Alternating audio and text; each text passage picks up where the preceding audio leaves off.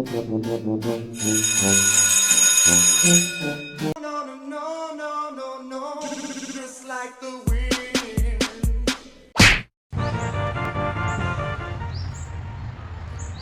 สดีค่ะวันนี้พบปะกับพวกเราครับ2 คนน้องแบมกับน้องไผ่นะครับพวกเราจะพาไปชมสนามบาสเกตบอลของโรงเรียนร้องกวางอนุสรณ์กันนะครับ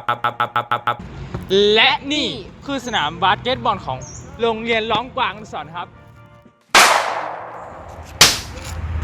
เดี๋ยวเราจะพาไปวัดสนามบาสของโรงเรียนร้องกวางอนุสรณ์กันนะคะว่าความกว้างความยาวจะอยู่ที่เท่าไหร่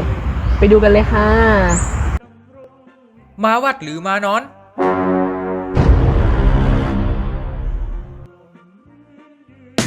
นอกจากจะมีสนามบาสที่กว้างอีกแล้วนะครับยังมีโต๊ะไม้หินอ่อนที่เอาไว้สำหรับนั่งชมนักบาสของโรงเรียนร้องกวางอนุสรณ์ของเราด้วยนะคะผู้ชายหน้าตาดีมากค่ะ